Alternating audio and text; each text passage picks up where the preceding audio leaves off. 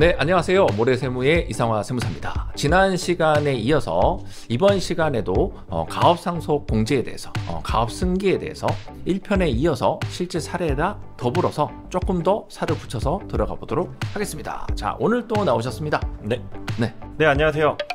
박정수 세무사입니다. 네. 계속해서 나오게 되니까 너무나 행복합니다. 네네네.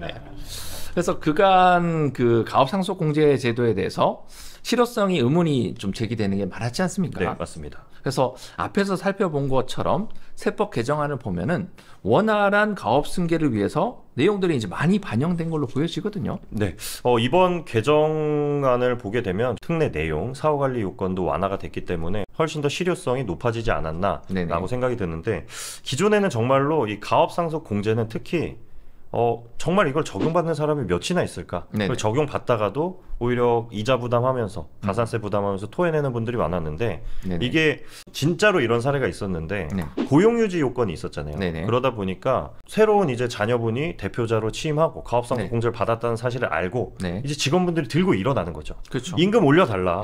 안 그럼 너 세금 토해내야 되는 거 안다. 라고 하면서 반협박식이 되는 이런 사례도 있었기 때문에 사업자분들이 가업상속 공제를 받는 걸 굉장히 또 두려워하기도 하셨다라는 거죠. 그리고 가업상속 공제를 받았지만은 이 부분이 안 되게 되었을 때에는 이자까지 포함시켜서 토해내야 되는 사실들. 네, 이번 편에서는 사전 가업승계 이제 증여세 특례 부분이죠. 얼마나 효과가 있는지 이런 부분에 대해서 추후에 설명을 드릴 예정이고, 이 가업승계에 있어서 이제 가장 중요한 점이 포인트가 딱 세 가지라고 생각을 합니다. 이 가업승계 컨설팅은 단순하게 이 단기적인 진행 방향으로 갈 수 있는 부분이 아니라 정말로 뭐 짧게는 5년 그리고 길게는 10년 뒤, 20년 뒤를 내다보고 진행을 해야 되기 때문에 중장기적인 관점에서 첫 번째로는 이 세부담 최소화가 첫 번째 중요한 포인트가 될 것이고, 두 번째로는 이 자녀분들의 이 자금 출처도 확보를 해줘야 된다라는 거죠. 왜냐하면 자녀분들은 아직까지 자금 출처가 미흡하기 때문에. 그리고 세 번째는 이 납부 재원. 세금이 무조건 발생을 하기 때문에 납부 재원을 마련해줘야 되는 이 세 가지가 정확하게 이렇게 꼭지점을 다 짚어줘야 정확한 컨설팅이 될 수 있다라는 거죠. 자, 그러면 구체적으로 좀 세분화된 질문을 좀 드리고 싶은데요. 첫 번째로 말씀 주셨던 세부담 최소화라는 부분을 조금 더 디테일하게 설명을 한번 주시면요. 네. 일단 가업승계 증여세 과세 특례에 대한 이 세액 비교표를 보시면 저희가 증여재산가액, 이 주식 가치를 100억 원이라고 가정을 하도록 하겠습니다. 그래서 지금 현행 세법에 따라서 자녀분에게 100억을 증여해준다라고 했을 때 증여공제 5천만 원 받으실 수 있고, 그러면 과세 표준이 99억 5천만 원입니다. 여기에 대해서 이제 30억 초과는 50% 세율을 적용받으시다 보니까 납부 예상하는 금액이 43억 8천만 원이라는 거죠. 즉 이건 뭐 100억을 증여하는데 44억을 내야 돼요. 이건 사고입니다. 거의 뭐 오징어 게임에 나가는. 그렇죠. 이제 뭐 반 가까이 세금을 납부하니까 이런 세금을 들으면 그 누가 어떻게 실행할 수 있겠습니까? 아무도 안 하죠. 저거는 사고다. 그러면 가업승계의 기존이라고 되어 있는 이 부분에 대해서 저희가 드릴 말씀이 많지 않습니까? 그렇죠. 네, 이 기존의 이제 가업승계 제도는 앞서서 설명드렸던 것처럼 증여공제가 5억까지 해주고 그리고 30억까지는 10%, 30억 초과는 20% 세율을 적용을 해주다 보니까 증여재산을 100억 원을 받았다라고 했을 때 5억 공제 받고, 여기에 대해서 이제 30억까지 세율로 적용하면 산출세액은 16억이 됩니다. 그리고 세액공제, 신고세액공제는 적용해주지 않기 때문에 16억의 세금을 납부했어야 된다라는 거죠. 근데 여기 세액 차이가 일반 증여랑 이제 28억 정도 차이가 나는데 28억 정도를 미리 절세할 수 있는 이런 특례를 해주고 있었는데 인기가 없었던 게 사실 이제 뭐 지금 43억을 안 내고 지금 16억을 내지만 언제 돌아가신다고 하더라도 이 사전 증여 재산은 우리가 상속이 개시가 됐을 때 10년 이내에 자녀분이 증여받은 것만 상속 재산에 가산하게 돼 있는데,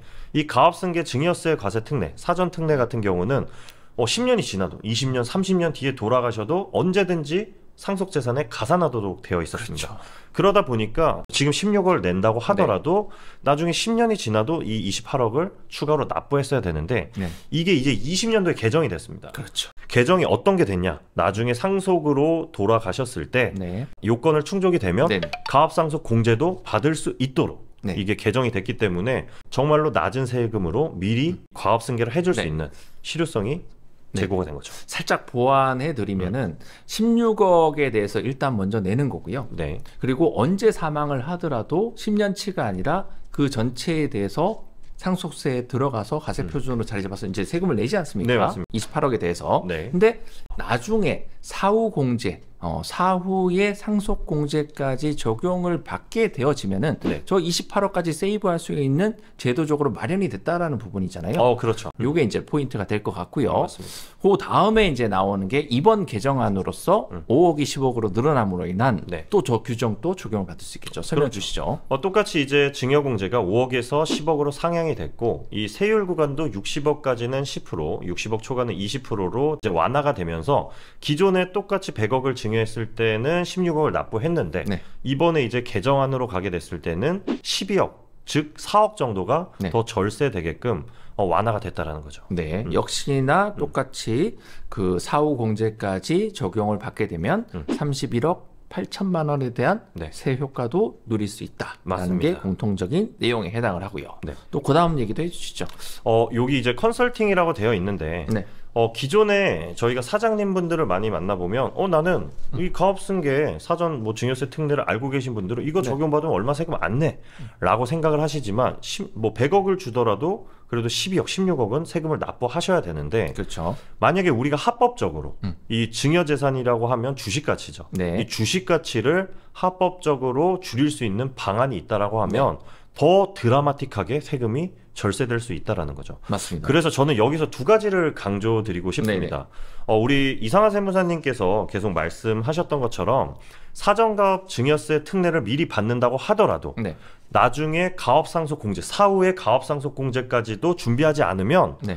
지금 낮은 세금을 냈더라도 저 차이만큼 또 내는 28억이나 네. 31억을 네. 상속세로 또 추가 납부해야 되는 겁니다. 그렇죠. 그래서 미리미리 중장기적으로 계속해서 관리를 할 수 있는 세무사님이 네. 이러한 가업승계를 하시는 게 중요하고 네. 그리고 두 번째로 강조드리고 싶은 부분은 이 가업승계 이 특례만 적용받는 게 중요한 게 아니라 주식가치를 합법적으로 떨어뜨려서 가치 특례를 적용받게 네. 되면 훨씬 더 많은 세금을 절세할 수 있다는 거죠.